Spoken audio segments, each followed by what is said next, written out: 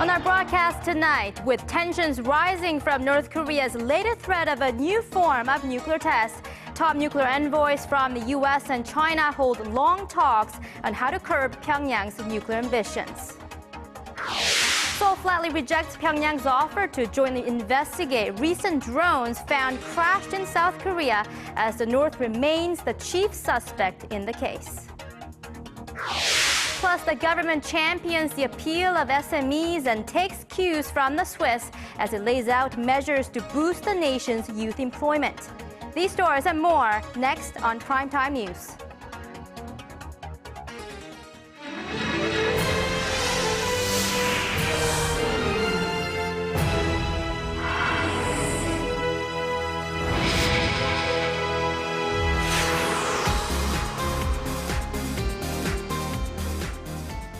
Good evening to our viewers in Korea, and hello to those of you who are watching from around the world. It's Tuesday, April 15th here in Seoul. I'm Choi Yu-sun. And I'm Sean Lim. Thank you so much for joining us. We begin this evening with Pyongyang's bizarre offer to help Seoul investigate the suspected North Korean drones that recently crashed in South Korea. Pyongyang denies having anything to do with the 3 unmanned aerial vehicles, but Seoul says it would be absurd to give the prime suspect a role within the investigation. Our Hwang Sang-hee reports. South Korea has rejected North Korea's demands to conduct a joint investigation into the drones that crashed on South Korean soil late last month. An official at South Korea's presidential office said Tuesday that there could never be a case where the prime suspect was allowed to investigate evidence into his own crime. He added the South is conducting a thorough and scientific investigation to collect more evidence to prove North Korea sent the drones. South Korea's defense ministry called North Korea's offer a low-grade tactic of psychological warfare.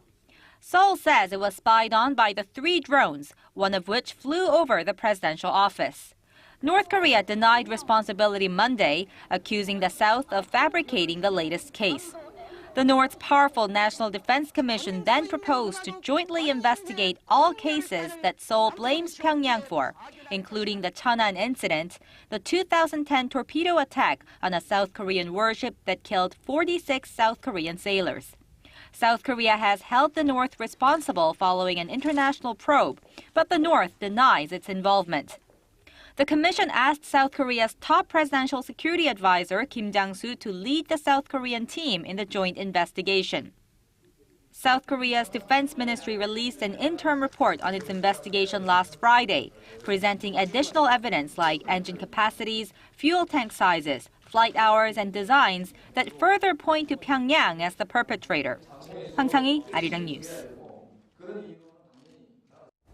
Moving on to the ongoing diplomatic efforts to resume the 6-party talks aimed at ending North Korea's nuclear weapons program. China's top nuclear envoy has met the U.S. pointman on North Korea in New York following his recent meetings with counterparts in Seoul and Pyongyang.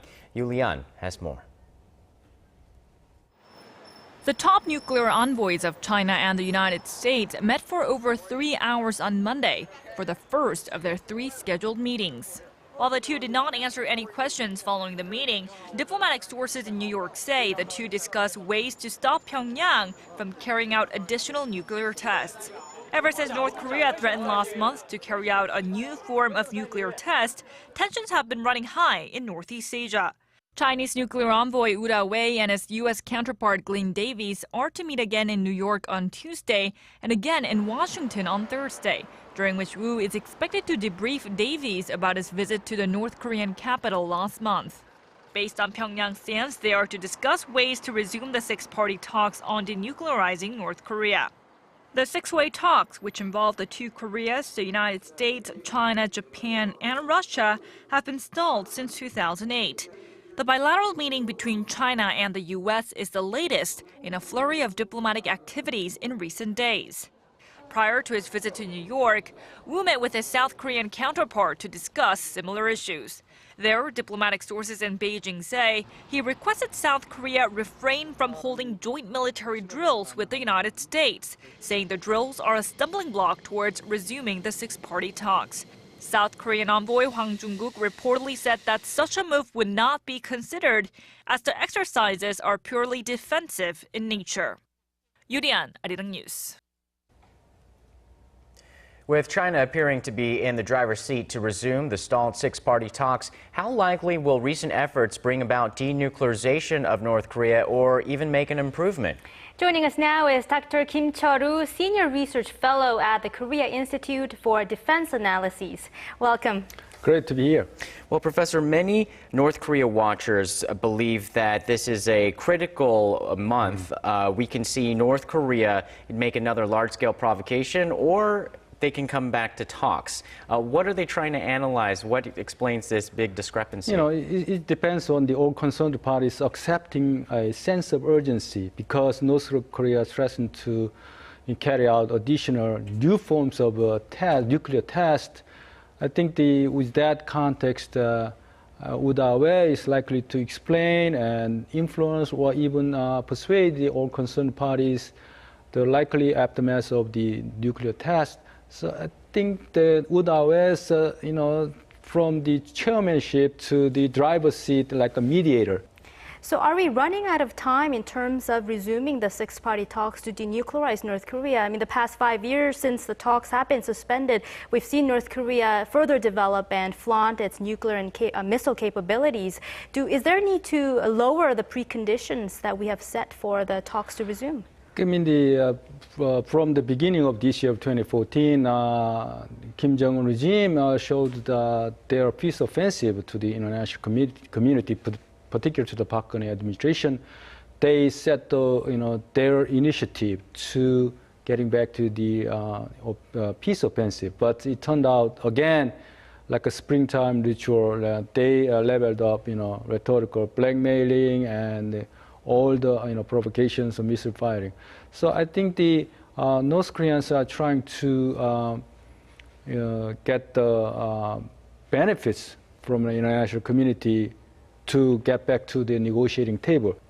Well, China has been pushing efforts to calm things down. It even asked South Korea to refrain from military drills with the United States. What is it about these military drills that South Korea says is defensive in nature that upsets China and North Korea so much? I think China is pretending to side with the North Pyongyang to persuade them to deliver their message to the Washington. So I don't think this is a big issue. So they are trying to use these military drills as negotiating, steps to persuade the other side. Well, earlier today, South Korea turned down North Korea's proposed joint probe into 3 drones that were recently found crashed here in South Korea. Seoul believes the surveillance drones were sent by Pyongyang. Will North Korea accuse us of being uncooperative? This is a very ridiculous argument that is unreasonable propagandistic maneuver.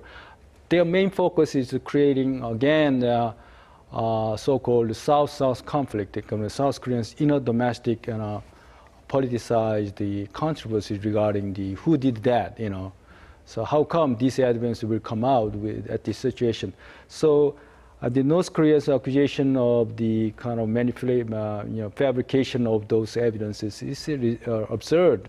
So symbolically, they pointed out the South Korean Blue House Cheongwade as a patrolling site. That created a lot of controversies here in the domestic politics. In that sense, another local elections is coming, and it's a little bit politicized. That's my understanding. All right, Dr. Kim, thank you so much for your analysis tonight. Thank you.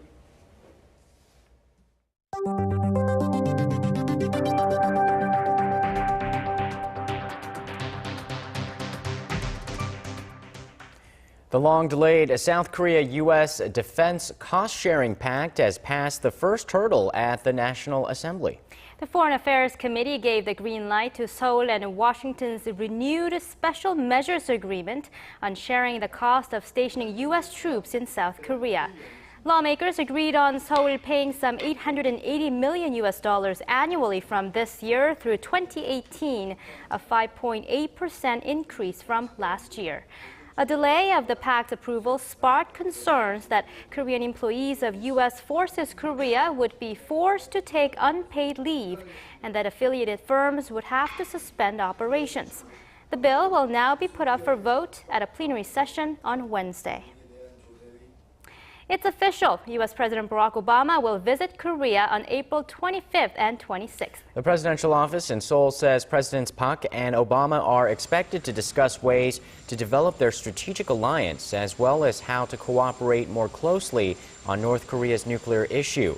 South Korean media is also reporting that the U.S. president will likely arrive in Seoul, along with a set of Korea's 9 lost royal seals from the late 19th century.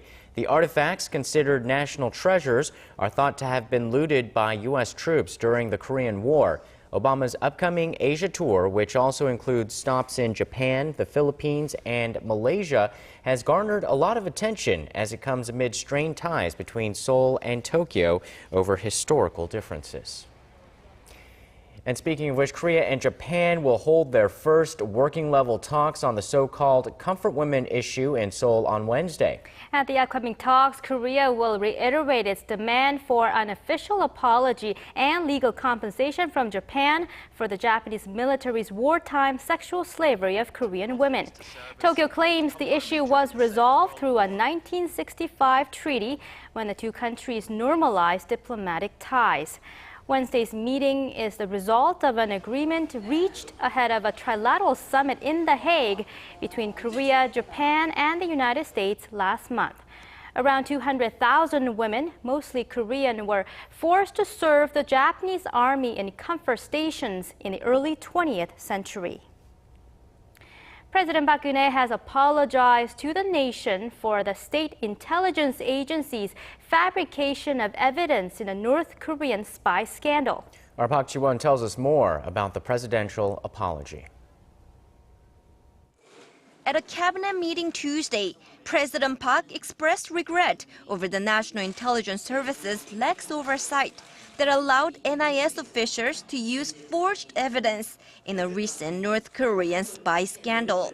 유감스럽게도 국정원의 잘못된 관행과 철저하지 못한 관리 체계의 허점이 드러나서 국민들께 심려를 끼쳐드리게 되어 송구스럽게 생각합니다. Calling on the spy agency to revamp itself completely, President Park then said if the NIS loses the public's trust once again, she will make sure those responsible pay the price. Taking responsibility for directing the forgery, one of the 3 vice chiefs of the intelligence agencies, Ho Chun-ho, resigned from his post, and President Park accepted the resignation. NIS Chief Nam Jae-jun also apologized earlier Tuesday morning, promising all-out reforms to root out corrupt practices within the agency. The agency will overhaul its investigation practices and will push ahead reforms with excruciating effort to root out all wrong practices of the past so this type of incident never happens again. The apology followed the prosecution's announcement on Monday that 2 documents submitted in the recent North Korean espionage case were fabricated by the intelligence agency. 2 additional intelligence agents were charged with forging border-crossing documents that were used against a former Seoul City employee who was accused of spying for North Korea. The 34-year-old former city employee defected from the North in 2004 and was charged with espionage early last year. He was acquitted of the spy charge against him last August, but prosecutors appealed the case. The forged documents were submitted during the trial. Prosecutors are demanding 7 years in prison for the former city employee. However, a final verdict on the case is expected to be released by the end of next week. Park Ji-won, Arirang News. A petty officer of a South Korean naval contingency dispatched off the coast of Somalia has gone missing. The Joint Chiefs of Staff said the 22-year-old non-commissioned officer who was aboard the Cheonghae naval destroyer went missing during an escort mission in the Gulf of Adenong at around 3:20 a.m. that is, local time. At the time of his disappearance, the destroyer was at water some 180 kilometers south southwest of Mukalla port in Yemen, escorting 3 merchant ships as part of an anti-piracy effort in the region. Search operations for the officer have been ongoing both within the ship and in nearby waters with the aid of helicopters. About 300 crew members are aboard the Navy vessel. Officials say the officer was last seen around 1 a.m. resting in his cabin. The Korean government has unveiled a set of measures on this Tuesday to boost the nation's sluggish youth employment. The package includes introducing a Swiss-style apprenticeship program for students. Park Geunhye has the details. Here, students can develop specialized skills that are in high demand in the robot industry. Paek Sung-jun, who's in his first year of the so-called Meister School or vocational school, aims to get a job right after graduation. I think I can easily adapt to the business atmosphere and learn a lot about the industry. There are around 40 vocational schools in Korea, but the curriculum is slightly different from the European-style apprenticeship program where students learn and train while they work. So now the government aims to develop an apprenticeship program like that of Germany or Switzerland in these schools so students can receive direct training from companies more frequently. The plan starts next year at 7 trial schools, and companies participating in the programs will receive tax breaks. Those were part of the government's measures laid out on Tuesday to tackle the nation's slumping youth employment rate. The weak youth employment rate means young people are losing the opportunity to raise their labor competitiveness by working. It is also a factor that could erode the nation's growth potential. The measures are meant to address the flagging youth employment rate, which stood at 39.7% last year, far below the OECD average of 50%. The problem is that the nation's small and medium-sized businesses are also struggling with a labor shortage. With the nation's high college entrance rate, most young people want to work for large companies like Samsung and Hyundai. Government measures should focus on improving working conditions of small and medium-sized businesses and raising awareness of SMEs among the younger generation. Through these measures, the government expects to create 500,000 jobs by 2017. Progress will be reviewed during a weekly economy-related ministers' meeting. Hwang Ji-hye, Arirang News.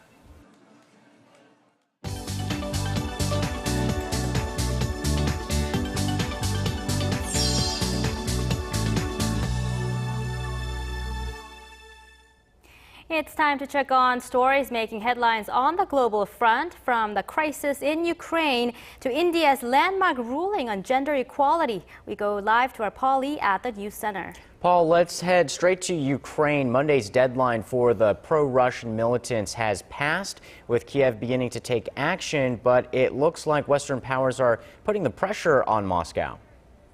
Well, efforts seem to be focused on finding a diplomatic solution, but that hasn't stopped tensions from ramping up.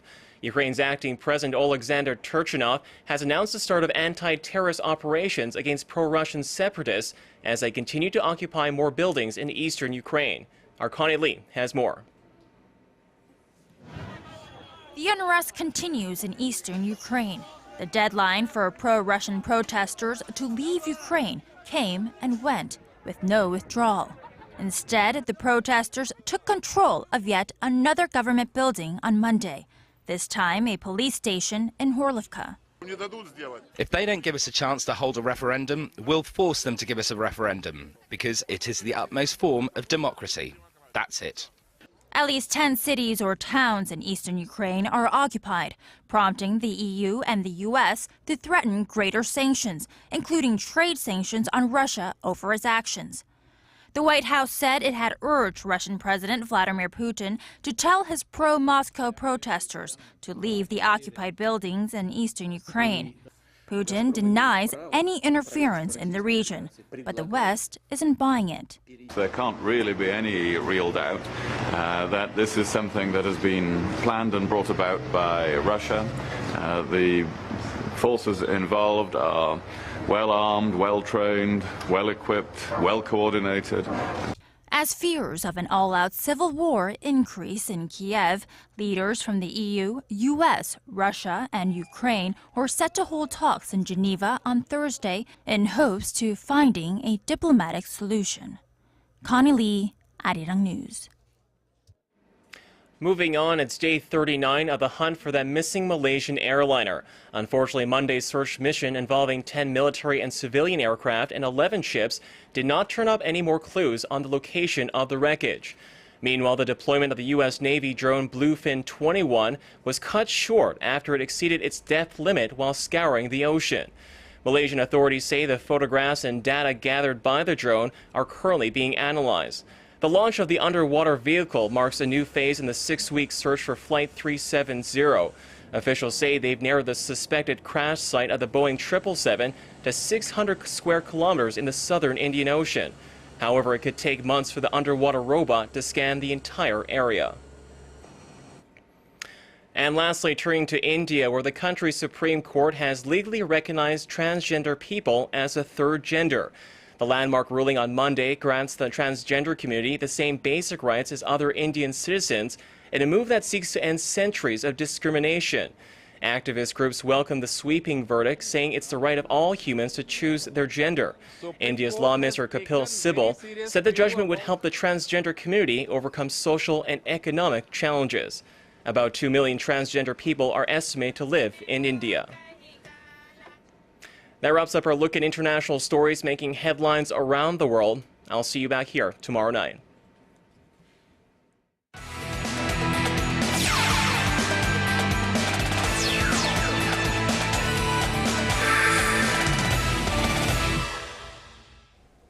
Hello and welcome to Primetime Sports. I'm Stephen Che. The South Korean badminton duo Lee Yong-dae and Kim Ki-jung have been cleared to once again play in competitions after having their suspensions overturned. The Badminton World Federation reinstated the two players after reviewing, quote, new evidence given by the Badminton Korea Association. Back in January, the BWF suspended them for a year for violating doping procedures, saying administrative lapses led to 3 missed drug tests. Well, they'll now be able to compete at the upcoming Asian Games taking place in Korea's port city of Incheon. And moving on to the World Cup. Question, which teams are the most expensive when factoring in players' values? Let's take a look at the chart. Well, looking at it now, here are the top 4. Spain boasts the highest value at $672.6 million, while Argentina ranks second with Lionel Messi worth $190 million alone to top all players. Host Brazil and Germany round out the top 4. Meanwhile, in Group H, Belgium comes in at first with Russia and Algeria next, then South Korea. Son Heung-min leads his compatriots valued at over $7 million. Meanwhile, 22-time Olympic medalist Michael Phelps is coming out of retirement and back in the pool where he belongs. His longtime coach Bob Bowman broke the news that the 28-year-old is preparing to compete at the Mesa Grand Prix in Arizona after almost 2 years. He retired after the 2012 London Games. Now speculation is high that Phelps may be gearing up for a 5th Olympic appearance at the 2016 Games in Rio, Brazil. And heading to the NBA hardcourt, the playoff picture is coming into fruition now that all of the 16 spots have been filled. The Memphis Grizzlies nabbed the final spot in the West, but with 2 days left to go in the regular season, teams are now jockeying for position. Now, placement and seeding are important not only to determine which teams play which, but also because home court advantage is given to teams with better records. Now let's end with Tuesday's top KBO matchup. The NC Dinos took a road trip to Busan to face the Lotte Giants. Now it's Weber taking on Oxspring on the mound. Now we go on to the second inning. It's a solo shot by NC's Cho Young-hoon. Then we go on to the 5th, another homer by Son Ji-yeon. It's 2-0 NC. Now 7th inning, Weber's in trouble. Chun Jun-woo, he clears the full bases. It's 3-2 Giants. Now 9th inning, NC down 1, but not anymore. We have Thames. He hits the homer to tie it up, but now they're still tied 3-3 at the top of the 11th. Now taking a look at the other games, we have Kia defeating Hanwha 5-4, Tucson beating Samsung in regulation 4-1, and Nexon and LG still going at it at the bottom of the 11th 3-1 Nexon. Now that's all I have for now. This has been Stephen Che. I'll see you back here later for more from the world of sports.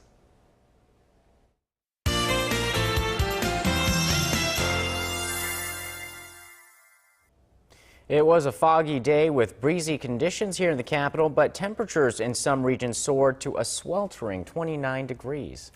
For more, let's go over to our Kim Bo-kyung at the Weather Center. Bo-kyung. Good evening, guys. Today, daytime highs topped out at a hot 29.1 degrees in Yangsan, Gyeongsangnam-do province. As for tomorrow, early summer-like conditions should continue along the east coast, and numbers along the western coastal regions will jump by about 5 degrees compared to today. And the unwanted guest, fine dust, is back. Seoul is currently seeing 100 micrograms per cubic meter of fine dust, and levels are at 144 micrograms in Sokcho, and Cheonan is at around 146 micrograms. So those with respiratory problems should take caution.